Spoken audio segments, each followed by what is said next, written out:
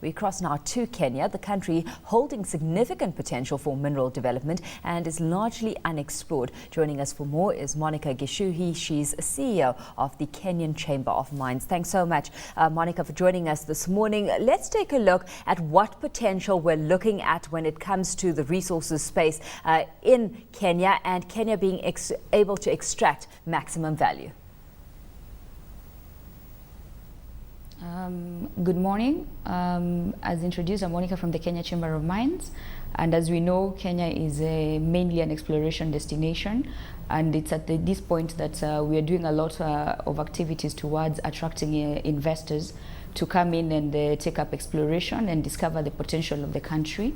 We are also lobbying government intensively towards conducting our airborne survey to map out the resources of the country as a boost towards promotion of investment in the mining industry.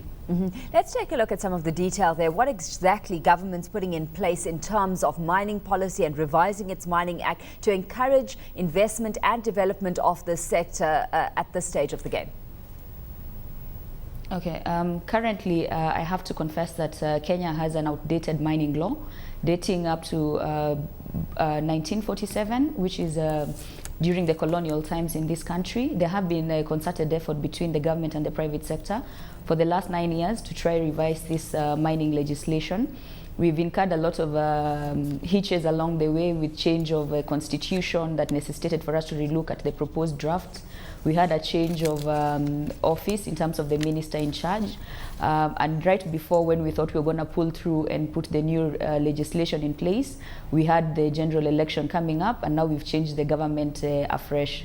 So we are hoping within the new government that is coming in, we'll be able to revise the mining law finally and have proper policy and frameworks to facilitate investment in this industry and the growth of the industry generally. It's really been a contentious issue of late, Monica. Just last month, we had headlines doing the rounds that Kenya's new mining tax discourages investments. I mean, we've had PricewaterhouseCoopers specifically calling the new tax measure as punitive since it doesn't take into account associated costs that come with doing mining in the country. What do you make of that, and what kind of talks are happening around a re-look at that policy, or is this pretty much cemented right now? That's as you've highlighted, is a key issue right now in the extractive industry. As you're aware, the government through the finance bill has imposed a 20% withholding tax on extractive industry, that is minerals and oil and gas exploration. And this is, they've put a very broad law that says any form of transferability of assets, licenses, shares will be subjected to withholding tax at 20% for foreigners and 10% for locals, which, as you know, given the nature of the extractive industries, capital is sourced through exchange and sale of shares to attract more capital. So we've engaged as industry on this this new tax requirement. We've engaged PwC to be able to relook at it and put in a position paper to the Treasury so as to advise them as to what we are trying to do and how inhibitive that tax will be towards the growth of the extractive industries in this country. Given that we are still in exploration and have not discovered yet any major reserves, this law curtails and could easily threaten investors trying to come in to grow the potential of this country. So we are in discussion with PwC as an industry. We are looking forward to engage government to explain the repercussions of this law, and hopefully they'll relook at what they're trying to achieve, so that together, government's main objective is, of course, to obtain revenue. And for you to obtain revenue, you must also facilitate for the industry to grow.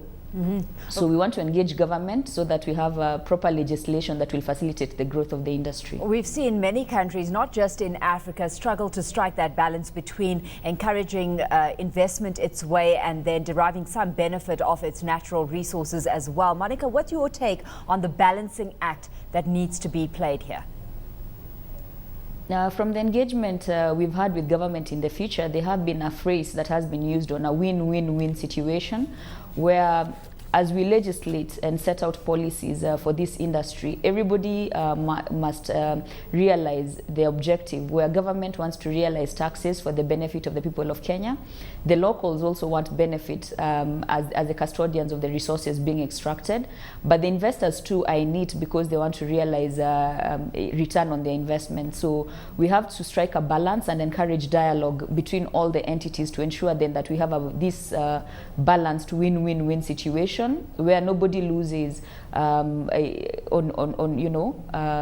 another party gains. So what we try to promote through the Kenya Chamber of Mines is dialogue, where we talk and discuss before we issue regulations that might end up curtailing investment in the industry. That on the regulatory side of things, Monica, regulation, the one issue. Let's take a closer look at the costs that miners have to contend with as well. To what extent is the cost of doing business in the resources sector being addressed?